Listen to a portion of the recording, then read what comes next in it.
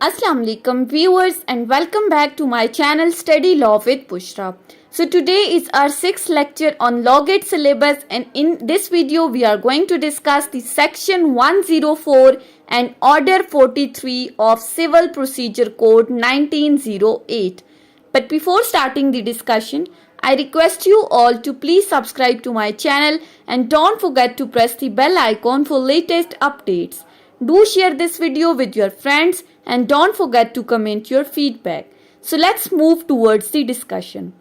Order 43 और section 104 दोनों deal करते हैं अपील फ्रॉम ऑर्डर्स, यानी कि वो कौन कौन से ऑर्डर्स हैं जिनके अगेंस्ट अपील फाइल की जा सकती है। लास्ट वीडियो में हमने डिस्कस किया था कि कौन सी डिक्रीज हैं जिनके अगेंस्ट अपील फाइल हो सकती है, वो हमने सेक्शन 96 और ऑर्डर 41 पढ़ा था। आज हम पढ़ेंगे कि किन ऑर्डर्स के अगेंस्ट अपील हो सकती है।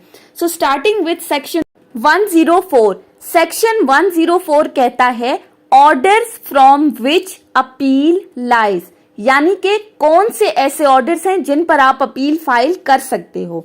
सो इसकी क्लॉज 1 को अगर हम देखें तो क्लॉज 1 कहती है कि an appeal shall lie from the following orders, यानी कि इस सेक्शन के अंदर जो लिस्ट बताई गई है उन पर आप अपील फाइल कर सकते हैं।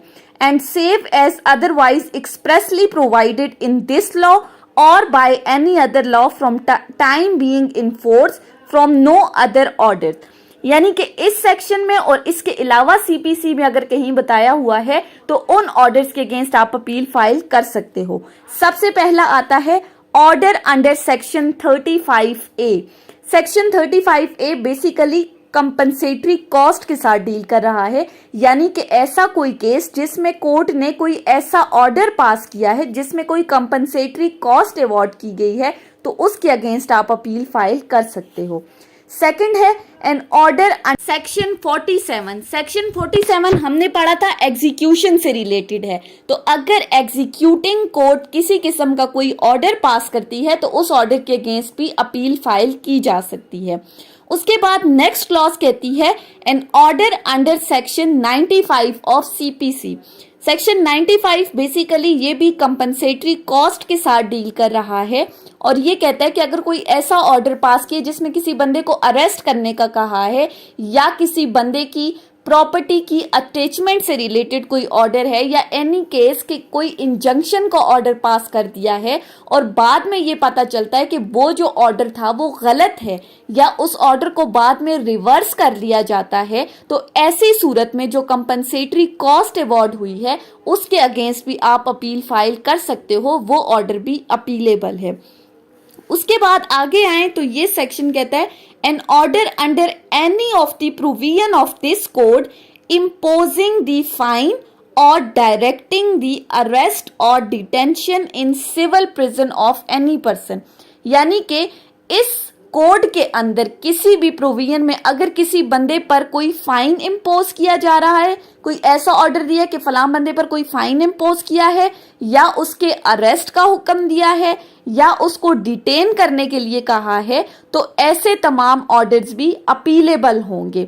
ऐसे ऑर्डर्स के अगेंस्ट भी आप अपील फाइल कर सकते हो एक्सेप्ट, लेकिन यहाँ एक एक्सेप्शन बता दी गई है कि अगर तो वो अरेस्ट और जो डिटेंशन है वो एग्जीक्यूशन ऑफ डिग्री के केस में हुई है, एग्जीक्यूटिंग कोर्ट ने अगर कोई ऑर्डर पास किया है किसी बंदे की अरेस्ट का, तो उस सूरत में आप उस ऑर्डर के अगेंस्ट अपील फाइल नहीं कर सकते। बाकी तमाम ऑर्डर्स में अपील फाइल हो सकती है, यानी सेक्शन 35A में भी अपील है, 47 में भी, 95 में भी, फिर इसके अलावा अगर किसी प्रोविजन में कोई अरेस्ट या फाइन इम्पोज करने की बात है वो भी अपीलेबल है, स्वाय एग्जीक्यूटिंग कोर्ट के केस में। उसके बाद आगे आए तो क्लॉज आई कहती है any order made under the rules from which an appeal is expressly allowed by rules. ये क्लॉज बेसिकली कह रही है ऑर्डर 43 की बात कर रही है। ऑर्डर 43 के अगर आप रूल 1 को देखें तो रूल 1 में भी हमें एक लिस्ट बताई गई है कि किन केसेस में अपील फाइल कर सकते हैं। सो सेक्शन 104 की इस लिस्ट के अकॉर्डिंग और ऑर्डर 43 के रूल 1 की लिस्ट के अकॉर्डिंग जिन केसेस को मेंशन किया है उनमें आप अपील फाइल कर सकते हैं। यानी सेक्शन 104 की लिस्ट में 35A, सेक्शन 47, 95 अरेस्ट या डिटेंशन या फाइन के केस में, सवाए एग्जीक्यूटिंग कोर्ट के ने अगर किसी की अरेस्ट की बात की है, और ऑर्डर 43 के रूल 1 के अंदर जितने भी रूल्स पास हुए हैं उन पर अपील फाइल हो सकती है। उसके बाद अब यहां पर एक प्रोविजन दी गई है। प्रोवाइजो क्या कहती है? दैट नो अपील शैल लाई। यहां बात है, पहले ऊपर बताया कब अपील हो सकती है, अब यहां कह रहा है कि उस वक्त अपील नहीं होगी। किस वक्त? Against any order specified in clause F. Clause F क्या कह रही थी? सेक्शन 35 है जो कंपनसेटरी कॉस्ट से रिलेटेड था, उसमें आप अपील फाइल नहीं कर सकते। On the ground, save on the ground. अब किस ग्राउंड पे आप अपील फाइल नहीं कर सकते सेक्शन 35A में? दैट नो ऑर्डर और an order for the payment of a less amount ought to have been made। यानी कि 35A में हमने क्या कहा? जिस पे कोर्ट ने कोई ऐसा ऑर्डर पास किया जिसमें कंपनसेटरी कॉस्ट अवॉर्ड की गई है, तो अगर तो कोई बंदा आता है और वो ये कहता है कि इस कंपनसेटरी कॉस्ट को कम कर दिया जाए, यानी कि कोर्ट ने जो ऑर्डर पास किया उस ऑर्डर के अगेंस्ट आप कहते हो कि जो कंपनसेशन आपने कहा है उससे थोड़ी सी कम हमसे ले ली जाए, तो ऐसे ऑर्डर के अगेंस्ट आप किसी किस्म की कोई अपील भी फाइल नहीं कर सकते। फिर उसके बाद दूसरी क्या कहती है? Sub clause 2 no appeal shall lie from any order passed in appeal under this section. अब इस क्लॉज को थोड़ा समझने कि ये क्लॉज क्या कह रही है।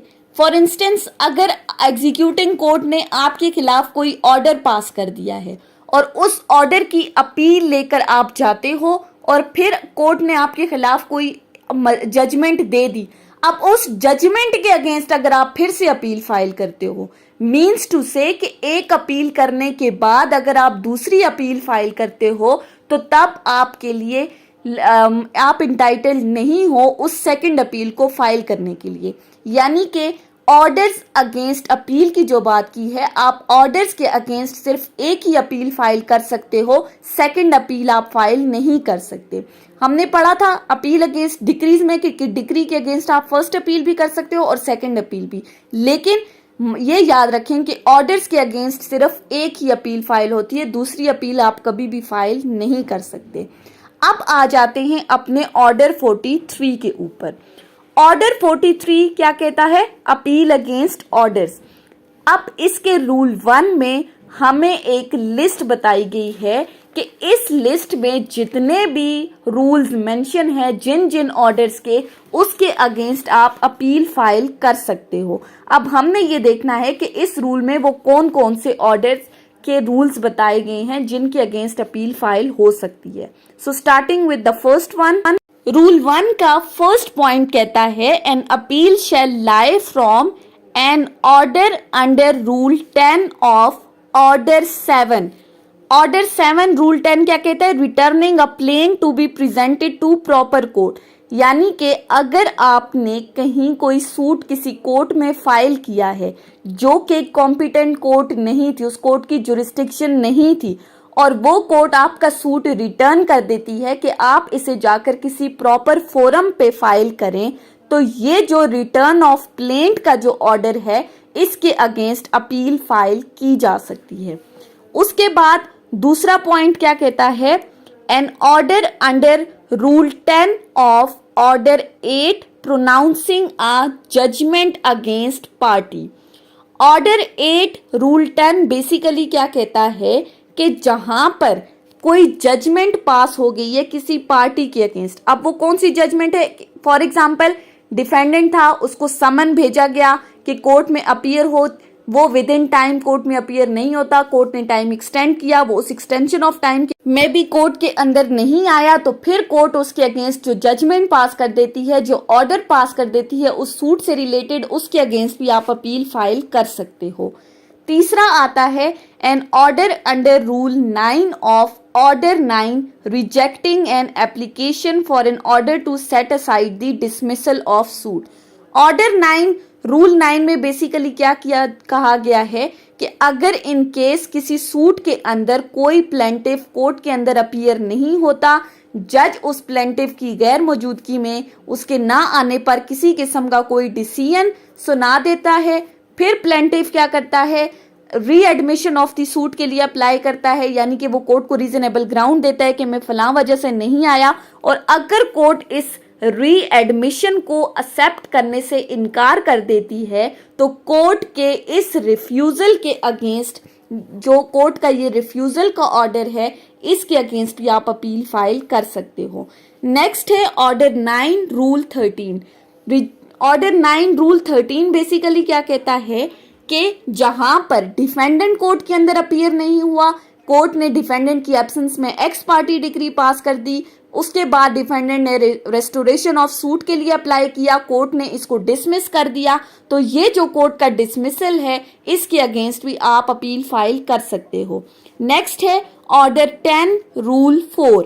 ऑर्डर 10 रूल 4 बेसिकली किसके साथ डील कर रहा है कि अगर कहीं पर कोर्ट ने किसी बंदे को इन पर्सन बुलाया है कि वो कोर्ट में आए और कोर्ट के सवालात के जवाबात दे, तो कोर्ट अगर उससे कोई क्वेश्चन पूछ रही है इन पर्सन और वो नहीं आता या उन क्वेश्चंस के साथ कंप्लाई नहीं करता, तो अगर कोर्ट कोई ऑर्डर पास करती है तो इस ऑर्डर के अगेंस्ट भी आप अपील फाइल कर सकते हो।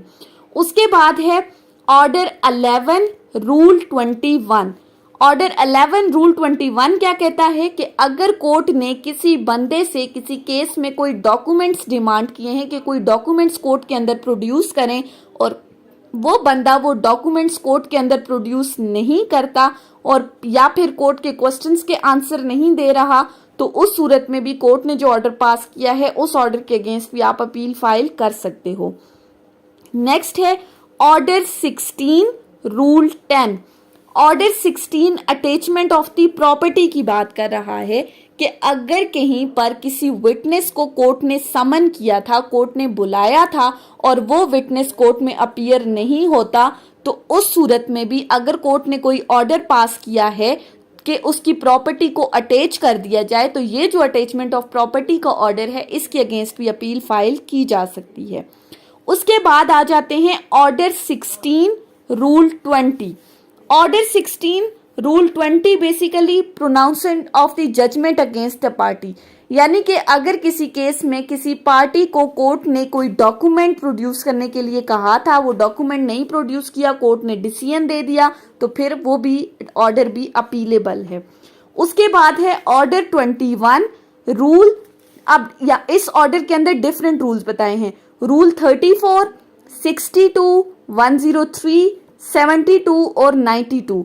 ऑर्डर 21 बेसिकली एग्जीक्यूशन के साथ डील कर रहा है और ये कहा गया है कि अगर ड्यूरिंग द एग्जीक्यूशन प्रोसीडिंग, अगर एग्जीक्यूटिंग कोर्ट इन रूल्स के अंदर कोई भी ऑर्डर पास कर रही है तो वो ऑर्डर भी अपीलेबल है, उसके अगेंस्ट भी अपील फाइल की जा सकती है। नेक्स्ट आ गया ऑर्डर 22 रूल 9 और रूल 10। ऑर्डर 22 बेसिकली डील किसके साथ कर रहा है, इंसॉल्वेंसी ऑफ प्लेंटिफ के साथ, यानी कि अगर कहीं पर कोई प्लेंटिफ इंसॉल्वेंट हो गया है और वो अपनी जगह कोई रिसीवर अपॉइंट कर रहा है अपने बिहाफ पे, तो कोर्ट अगर उसको एक्सेप्ट करने से रिफ्यूज कर देती है तो ऐसी सूरत में इस ऑर्डर के अगेंस्ट भी आप अपील फाइल कर सकते हो। उसके बाद आ गया है ऑर्डर 23 रूल 3। ऑर्डर 22 का रूल 9 और 10 दोनों इंसॉल्वेंसी ऑफ प्लेंटिफ से रिलेटेड हैं। उसके बाद है ऑर्डर 23 रूल 3। ऑर्डर 23 का रूल 3 कहता है कि अगर कहीं किसी सूट में जब पार्टीज आपस में किसी किस्म का कोई कॉम्प्रोमाइज कर देती हैं और उस कॉम्प्रोमाइज को कोर्ट मानने से इनकार कर देती है, तो ऐसी सूरत में कोर्ट ने जो ऑर्डर पास किया है उस ऑर्डर के अगेंस्ट भी आप अपील फाइल कर सकते हो, वो ऑर्डर भी अपीलेबल है। फिर उसके बाद आ जाते हैं next order 25 rule 2। Order 25 rule 2 में क्या कहा गया है कि rejecting an application on the dismissal of the suit.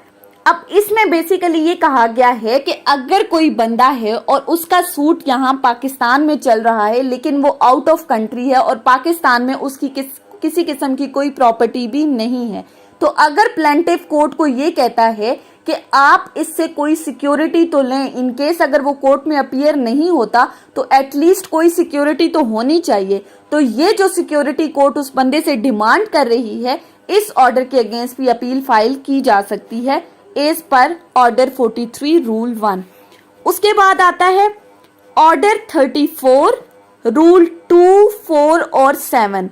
Order 34 basically किसके साथ डील कर रहा है? ये मॉर्टगेज के साथ डील कर रहा है, मॉर्टगेज मनी के साथ, कि अगर कहीं पर मॉर्टगेज के केस में कोर्ट आपसे ये डिमांड करती है कि आपने मॉर्टगेज मनी कोर्ट में सबमिट करनी है और आप कोर्ट से टाइम मांग रहे हो कि कुछ टाइम एक्सटेंड कर दिया जाए for the submission of the mortgage money, और कोर्ट रिफ्यूज कर देती है एक्सटेंशन ऑफ द टाइम को, तो ऐसी सूरत में कोर्ट के इस ऑर्डर को भी चैलेंज किया जा सकता है। ये ऑर्डर भी अपीलेबल है ऑर्डर 34 के रूल 2, 4 और 7 के अंडर। उसके बाद आता है ऑर्डर 35 रूल 3, 4 एंड 6।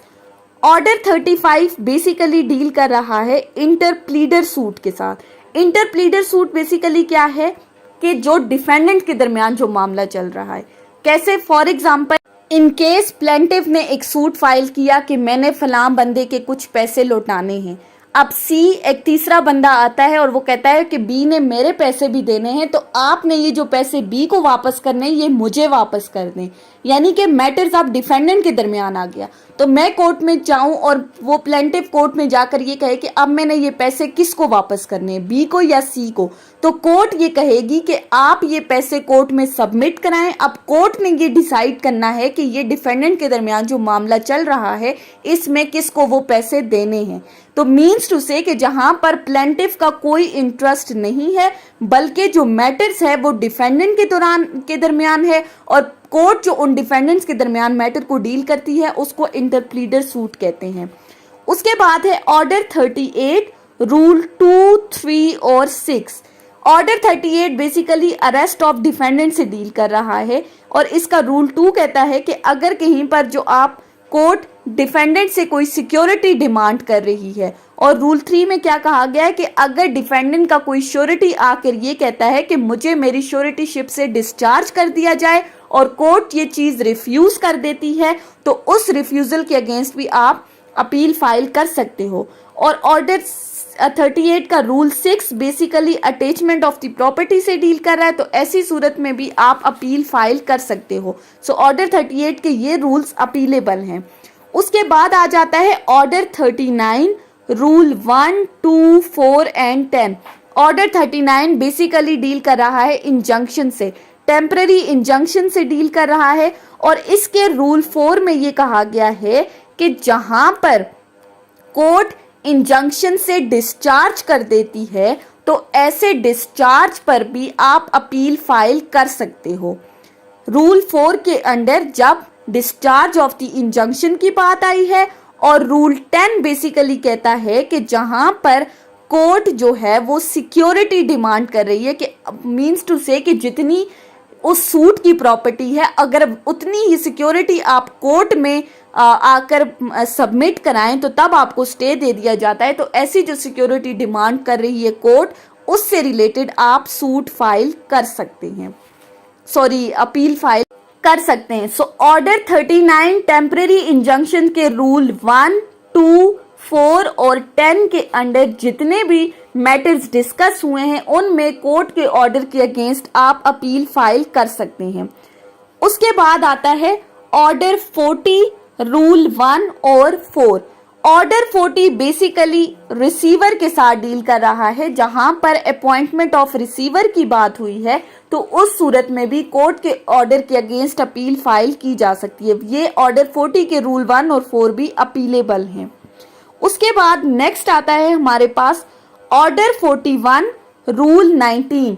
अब ऑर्डर 41 अगर आपको याद हो तो ऑर्डर 41 में बेसिकली हमने क्या डिस्कस किया था, अपील अगेंस्ट डिक्रीज, किन किन डिक्रीज के अगेंस्ट अपील फाइल की जा सकती है। और रूल 19 अगर आपको याद हो तो हमने ये कहा था कि अगर कहीं पर किसी एपिलेंट के अपील को डिसमिस कर दिया जाता है किसी भी ग्राउंड पर और वो रीएडमिशन के लिए अप्लाई कर रहा है कोर्ट में रीजनेबल ग्राउंड पेश करने के बाद, तो अगर कोर्ट उसको रिफ्यूज कर देती है उसके रीएडमिशन को या रिस्टोरेशन को, तो ऐसी सूरत में कोर्ट के इस ऑर्डर के अगेंस्ट भी अपील फाइल की जा सकती है। उसके बाद दूसरा रूल है रूल 21। रूल 21 डील करता है readmission of the appeal of respondent, जहां पर रिस्पोंडेंट की जो अपील थी उसको डिसमिस कर दिया था, उसके ना आने पर एक्स पार्टी हो गया था, अब वो दोबारा रीएडमिशन के लिए अप्लाई कर रहा है, कोर्ट रिफ्यूज कर रही है, तो ऐसी सूरत में भी इस ऑर्डर के अगेंस्ट भी अपील फाइल की जा सकती है। और थर्ड है ऑर्डर 41 का रूल 23, जो कहता है remand of the case by appellate court, यानी कि जहां पर ऑर्डर 41 रूल 23 में जहां पर एपिलेट कोर्ट ने कोई केस रिमांड के लिए भेज दिया है उस कोर्ट को जिसने डिक्री पास की है, तो ऐसी सूरत में भी ऐसा ऑर्डर भी अपीलेबल है। उसके बाद नेक्स्ट है order 45 rule 6। Order 45 rule 6 basically grant of certificate से रिलेटेड है, रिफ्यूजल ये ओमिट हो गया है, लिहाजा इसको पढ़ने की जरूरत नहीं है। लास्ट है ऑर्डर 47 रूल 4। ऑर्डर 47 बेसिकली किसके साथ डील कर रहा है? रिव्यू के साथ, नजरसानी, जब कोर्ट अपने फैसले के ऊपर नजरसानी करती है दोबारा, तो ऑर्डर 47 रूल 4 में ये कहा गया है कि जहां पर आप रिव्यू के लिए एप्लीकेशन फाइल करते हो, आपकी उस एप्लीकेशन को एडमिट कर दिया जाता है या उससे रिलेटेड किसी भी किस्म का कोई ऑर्डर कोर्ट पास करती है, तो ऐसे ऑर्डर के अगेंस्ट भी अपील फाइल की जा सकती है। सो ये ऑर्डर 43 के रूल 1 के अंदर लिस्ट बताई गई थी जिनमें किन किन रूल्स के अंडर आप अपील फाइल कर सकते हो ऑर्डर्स के अगेंस्ट, सो ये हमने डिस्कस कर ली। अब उसके बाद ऑर्डर 43 का रूल 2 क्या कहता है? ऑर्डर 43 का रूल 2 कहता है that the procedure of appeal against decree in order 41 is the same as appeal for order, यानी कि ऑर्डर 41 के अंडर जो प्रोसीजर अपील का है अगेंस्ट डिक्रीज, वही प्रोसीजर फॉलो होगा अपील अगेंस्ट ऑर्डर के लिए। ऑर्डर 41 हमने डिटेल में डिस्कस किया था। उसके बाद आ जाते हैं रूल 3 के ऊपर। रूल 3 बेसिकली कहता है कि जब कभी भी हम अपील अगेंस्ट ऑर्डर की एप्लीकेशन फाइल कर रहे हैं, ऐसी सूरत में कि जब हमारा सूट कोर्ट में पेंडिंग है, तो उस सूरत में अपील फाइल करने से पहले हमने इस अपील का नोटिस देना है अपने रिस्पोंडेंट को। यानी कि अगर सूट आपका कोर्ट में चल रहा था, कोर्ट ने कोई ऐसा ऑर्डर पास किया जो कि रूल 1 की लिस्ट के, ये सेक्शन 104 की लिस्ट के अंदर आता था, जिसमें कोर्ट का कोई ऑर्डर अपीलेबल था, तो आप उस ऑर्डर के अगेंस्ट अपील फाइल कर रहे हो, तो उससे पहले आपने अपनी उस मेमोरेंडम ऑफ अपील का नोटिस रिस्पोंडेंट को लाजमी देना है, या फिर या तो रिस्पोंडेंट को देना है या उस रिस्पोंडेंट के एडवोकेट को या उसके प्लीडर को आपने लाजमी इस चीज़ का नोटिस देना है, और उस नोटिस में आपने ये बताना है कि आप किस ऑर्डर को चैलेंज कर रहे हो। अब ये जो नोटिस आप भेजोगे ये आप इन पर्सन भी भेज सकते हो या थ्रू पर्सनल रजिस्टर्ड पोस्ट, उसके थ्रू भेज रहे हो आप, और उस पोस्ट की जो रिसीट है वो आप अपनी अपील के साथ अटैच करोगे। यानी रिस्पोंडेंट को आपने क्या क्या भेजना है, जिस ऑर्डर के अगेंस्ट आप अपील कर रहे हो, और जो जब आपका सूट पेंडिंग है और जो अपील आप करने जा रहे हो उसका नोटिस, उसकी लिस्ट आप भेजोगे रिस्पोंडेंट को, और उस रिस्पोंडेंट को भेजने के लिए जो आपने तरीका यूज किया है, जो रिसीट होगी उसको आप अपनी अपील के साथ अटैच करके कोर्ट में प्रेजेंट करोगे। उसके बाद इसी की क्लॉज 2 क्या कहती है? क्लॉज 2 कहती है कि अगर कहीं, अब जब आपने नोटिस पहले ही दे दिया रिस्पोंडेंट को, तो रिस्पोंडेंट कोर्ट में आता है on the very first date of the hearing of the appeal, और वो कोर्ट के सामने आके कोर्ट से परमिशन लेता है। कोर्ट से परमिशन लेने के बाद वो अपने आर्ग्यूमेंट स्टार्ट कर देता है।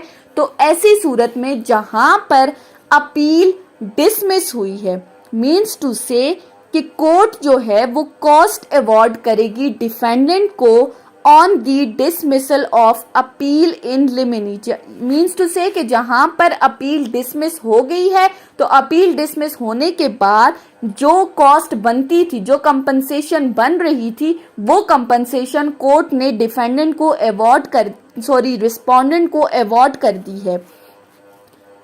यानी इसमें उसी रूल सब क्लॉज 1 को लेकर ही क्लॉज 2 को एक्सप्लेन किया कि जब आप नोटिस भेजोगे तो रिस्पोंडेंट कोर्ट में जल्दी आ जाएगा और अपील को लंबा खींचने के बजाय बल्कि वो फर्स्ट स्टेज पर आकर अपने आर्ग्यूमेंट्स करेगा और फिर कोर्ट उसको कॉस्ट अवॉर्ड कर देगी। उसके बाद रूल 4 क्या कहता है? रूल 4 कहता है कि अगर कहीं पर आप कोई एप्लीकेशन देते हो during the pendency of the suit तो उसका नोटिस भी आपने रिस्पोंडेंट को देना है एज पर rule 3 of order 43। Means to say कि जहां पर आपने अपील के दौरान during the pendency of appeal अगर आप कोई एप्लीकेशन कोर्ट में फाइल कर रहे हो तो रूल 3 के अंडर आपने उसका नोटिस देना है अपने रिस्पोंडेंट को। मीन्स टू से अगर अपील के दौरान आपने किसी किस्म की कोई एप्लीकेशन कोर्ट में सबमिट की है तो उस एप्लीकेशन का नोटिस भी रिस्पोंडेंट को बिल्कुल उसी तरह देना है जैसे आपने अपनी अपील का नोटिस दिया था, जो हमने रूल 3 में जो तरीका डिस्कस किया है, यानी इन पर्सन और थ्रू पर्सनल रजिस्टर्ड पोस्ट, तो उसका आपने नोटिस लाजमी देना है रिस्पोंडेंट को। ये थी हमारी आज की डिस्कशन सेक्शन 104 और ऑर्डर 43 ऑफ सीपीसी के ऊपर। आई होप कि आपको ये टॉपिक समझ में आया होगा अगर आपने वीडियो को अटेंटिवली सुना है तो। अगर आपको ये वीडियो अच्छी लगी है तो इस वीडियो को लाइक करें, कमेंट करें, चैनल को सब्सक्राइब करना ना भूलें और ज़्यादा से ज़्यादा अपने फ्रेंड्स के साथ शेयर करें। कोई भी कंफ्यूजन हो तो आप कमेंट्स में मुझसे पूछ सकते हैं। Thank you so much for watching. Till then, अल्लाह हाफिज़।